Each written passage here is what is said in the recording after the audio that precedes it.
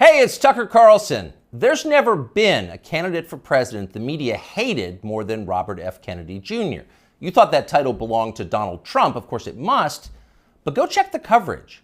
Trump got a gentle scalp massage by comparison when he announced. When Trump rolled out his presidential campaign in 2015, the New York Times waited until the 17th paragraph of the story to attack him. But as well known as he is, the paper said at the time, Trump is also widely disliked. And then they cited a poll to back it up. That was the attack on Trump. 8 years later, the Times attacked Bobby Kennedy in the very first sentence of the story. Quote, Robert F. Kennedy Jr., the paper declared, announced a presidential campaign on Wednesday built on relitigating COVID-19 shutdowns and shaking Americans' faith in science. Shaking Americans' faith in science. Imagine if you were an ordinary New York Times subscriber reading that over coffee in your pre-war rent-controlled duplex on Columbus Avenue. You'd think Bobby Kennedy just declared war on the Enlightenment. My fellow Americans, I have come to shake your faith in science. Join me as I drag our nation back to the medieval period. You'd be appalled. CBS News viewers likely were appalled. In its coverage of Kennedy's announcement, CBS denounced the candidate's views as, quote, misleading and dangerous. The LA Times called him a threat to democracy. At the offices of National Public Radio in Washington, a full-blown Category 5 hysteria typhoon broke out. NPR devoted an entire segment to savaging Kennedy, not just as a candidate, but as a human being. NPR described him as someone who, for his own perverse reasons, has made, quote, debunked and false and misleading claims that undermine trust in vaccines, and who, in his spare time, provides moral support to crazed extremists who, quote, rally under the banner of what they call liberty or freedom. People magazine didn't even bother to report a single word of anything Kennedy said at his announcement, and instead wrote an entire story about how his relatives hate him. Kennedy's younger sister, Carrie, the magazine reported solemnly, does not approve of Bobby Jr.'s harmful views. His harmful views! Bobby Kennedy's thoughts alone are evil enough to hurt people. That's been the tone of the media coverage around Bobby Kennedy Jr. for the past 18 years, since July of 2005. That's the moment that Kennedy published a magazine article suggesting there might be a link between the rise in diagnosed autism cases and the ever-expanding schedule of mandatory childhood vaccines. The day that story was published, Kennedy's reporting was considered so solid that two outlets ran it simultaneously, Rolling Stone and Salon.com. Unfortunately, neither one of them understood what they were up against. The pharma lobby rolled out the most ferocious public relations campaign in memory, and both publications swiftly caved. Both pulled the story and then disavowed it, groveling as they did. No one in the national media bothered to explain why autism diagnoses had skyrocketed. If it wasn't the vaccines, and maybe it wasn't, then what was it? To this day, there has not been a convincing explanation. Instead, reporters just attack Bobby Kennedy. They've called him a lunatic and a Nazi. Instagram shut down his account. YouTube just last week pulled down a perfectly reasonable interview he did with Jordan Peterson, citing unspecified misinformation, and so on. Kennedy became the most censored famous person in the United States. At this point, most Americans have heard a lot more about Bobby Kennedy Jr. than they've heard from him. He doesn't get many offers to speak from big platforms. But last week, Joe Rogan gave him one. Here's some of what he said. Why do 5 of my 7 kids have allergies? You know, and of course we know why, because aluminum adjuvants give you allergies. They're designed to make you, to create a hyperimmune response to foreign particles. And the last category is, the allergic diseases, peanut allergies, food allergies, eczema, which I never knew anybody with eczema when I was a kid. I never, asthma, I knew people with asthma, but it wasn't 1 in every 4 black kids like it is today. So, all of those things. Now, we went from 6% of American having chronic disease. By 1986, we're starting to add the vaccines, and we get and 11.8% of kids now, so it's doubled. Why do 5 of my 7 children have allergies? Now, we don't know the answer, of course, But it's an interesting question. In fact, it's an important question that deserves an adult answer, not that you should hold your breath waiting to get one. Bobby Kennedy asks a lot of questions like that. He notices things. Kennedy pays attention to the world around him, and he wonders why it's changing. He's an outdoorsman, a falconer, and a fly fisherman. He's interested in how nature works. He's curious. Not so long ago, these qualities were considered essential to the practice of science. All scientific discovery comes from observation, empiricism, patient watching. Without the willingness to put aside your pre-assumptions and assess with honesty the things you see and touch and smell, the changes taking place right in front of your face, you can't do science. You can't create art either, or journalism, or theology. You have to be willing to notice the obvious. And when they tell you you're not allowed to notice the obvious, you should be concerned. Imagine you were on a commercial airline flight. The plane is just leveled out at 37,000 feet. You're closing your eyes for a nap. And suddenly you smell smoke. And it's not your imagination. You can see it. It's starting to fill the cabin. All around you, people are hacking and choking. The guy in the next seat has a napkin pressed against his mouth, and he's mumbling what sounds like Psalm 23. Yea, though I walk through the valley of the shadow of death. So clearly, the airplane is on fire. But almost unbelievably, no one has said a word about it. Not a single person is acknowledging this is happening. Everyone is silent. So in panic, you yell for the flight attendant. There's smoke in the cabin, you say, as if she hasn't noticed. But she stares at you with hard eyes. Shut up, racist, she replies. That's a dangerous Russian conspiracy theory. Stop spreading misinformation or I'll call TSA and have you arrested when we land.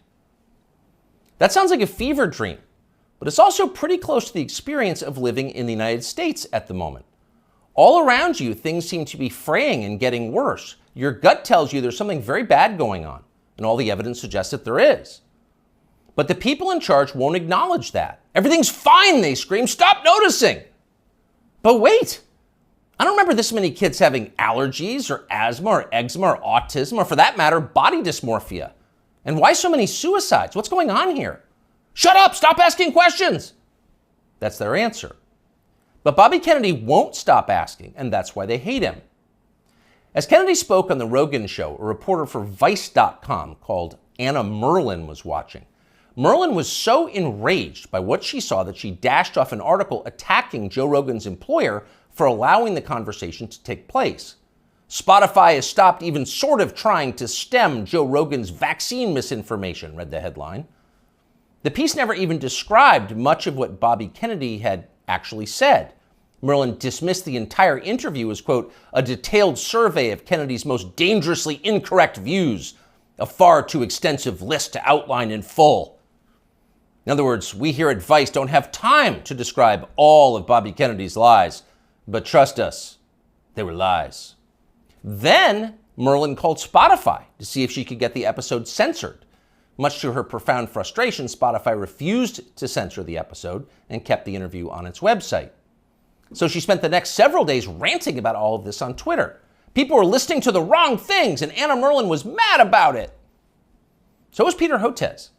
Hotez is a pediatrician from Texas who became moderately famous on MSNBC during the COVID lockdowns as a Biden shill and a vaccine promoter.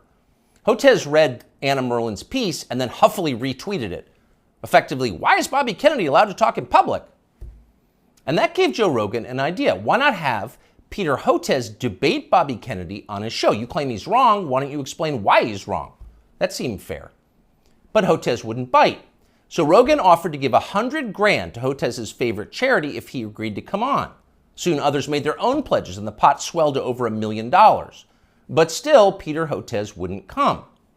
Instead, he scampered back to MSNBC, where one of the channel's oilier hosts assured him he was doing the right thing by dodging the debate. Arguing with Bobby Kennedy is morally equivalent to debating a Holocaust denier, the host said. No decent person would do that. And of course, Hotez agreed. Quote, 200,000 Americans needlessly perished because they believed the anti-vaccine disinformation and refused to take a COVID shot. So really, talking to Bobby Kennedy would be a lot like abetting murder. And Peter Hotez, MD, PhD, was not going to do that. But wait a second, you ask yourself. Let's think about those numbers. 200,000 people died because of vaccine disinformation from Bobby Kennedy and people like him? How do we know that? Is that really science? No, It's not science, because we don't know that. We can't know that. There is no way to know that.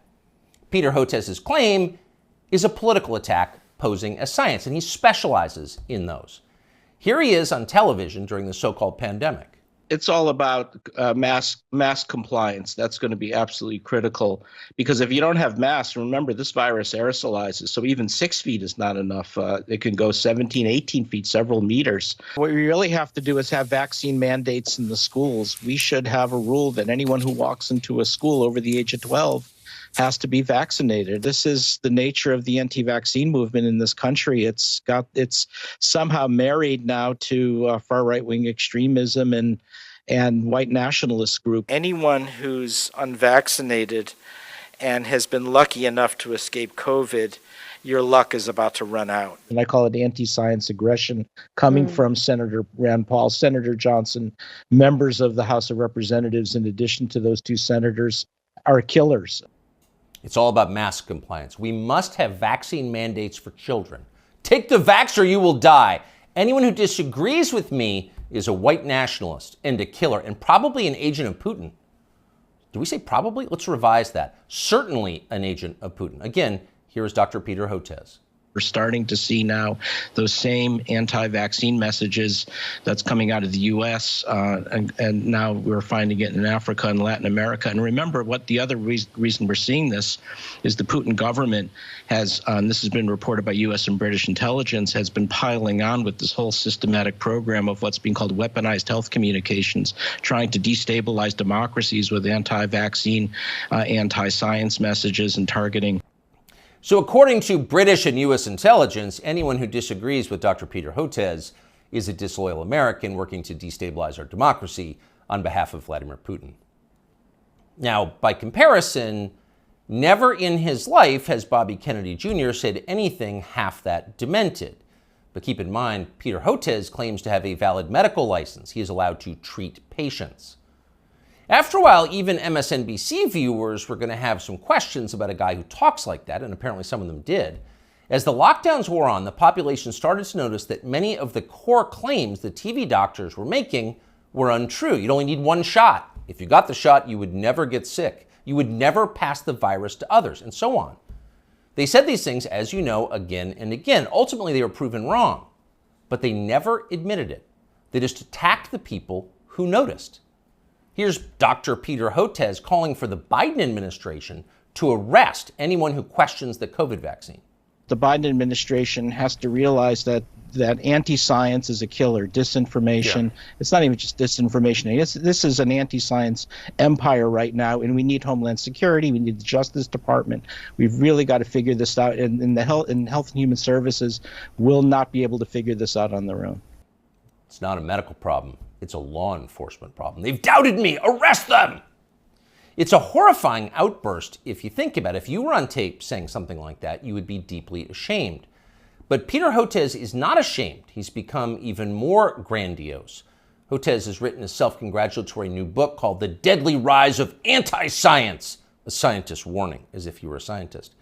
Here's how Hotez describes himself in the book's promotional literature. Quote, during the height of the COVID-19 pandemic, one renowned scientist in his famous bow tie, appearing daily on major news networks such as MSNBC, NPR, and BBC, and others, Dr. Peter J. Hotez often went without sleep, working around the clock to develop a nonprofit COVID-19 vaccine and to keep the public informed.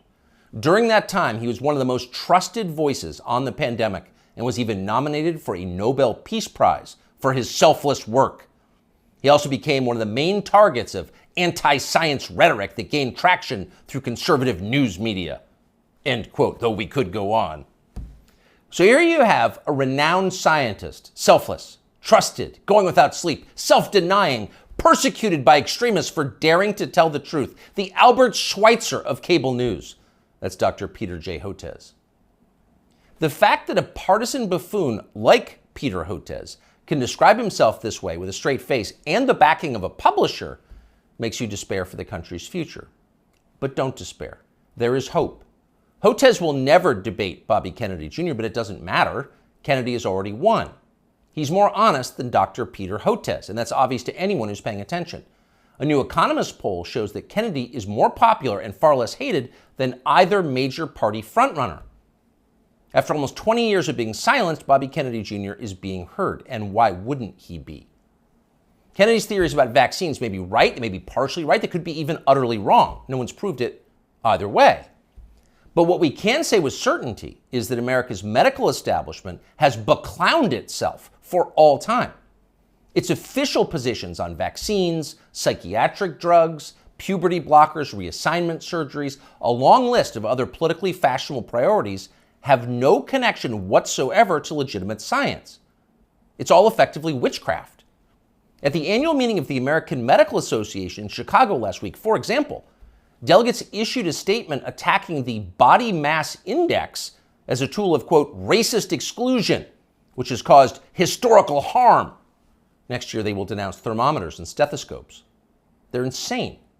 Compared to them, Bobby Kennedy is a mainstream figure. And people understand that. That's why he's winning. And you know he's winning by how his critics are doing. So just 4 years ago, Anna Merlan was regarded as an important expert on conspiracy theories and misinformation. She'd written a book on the topic. Here she is talking about it. I've always thought that in the case of conspiracy peddlers, it's not necessarily a super profitable enterprise to ask whether they really believe it or not, because I don't know what's in their hearts. I don't know what's in their minds. All I know is what they spend their time doing, which is promoting conspiracy theories. In the case of ordinary people, conspiracy consumers, and most Americans are, to some degree, consumers of conspiracy theories. All the studies that we have show that like 1 in 3 Americans believe in some conspiracy theory to some extent. For the people in the very sort of deep end of the conspiracy pool, people who are consuming a lot of conspiracy content, I think it's really important to look at the way it helps them make sense of the world and make sense of our political moment and make sense of a lot of times like what's happening in their own lives. All the studies that we have show that like 1 in 3 Americans believe in some conspiracy theory. Huh? You'll notice the upspeak, the rising inflection at the end of the sentence. That's a familiar tick in Brooklyn. It's designed to turn a declarative sentence into a question and thereby belittle the listener. Do you follow me? Is this too complicated for you? So the lady in the nose ring wants you to know she's smart, but she's not. When Merlan recorded that interview, Vice, where she now works, was valued at more than $5 billion. Genius investors like James Murdoch were showering the company with money. Everyone wanted in on the future of media, which was uptalkers like Anna Merlan lecturing you about racism and misinformation. But that has changed. Last month, Vice filed for bankruptcy. Anna Merlan is still on Twitter screeching about how her critics are transphobic, but nobody cares. Nobody wants to hear from Anna Merlan anymore. The gatekeepers are transparently ridiculous. Everyone can see that. People have started to notice. Younger people say the news is full of lies. Kennedy's motorcade. 239 people. Cell death of Jeffrey Epstein.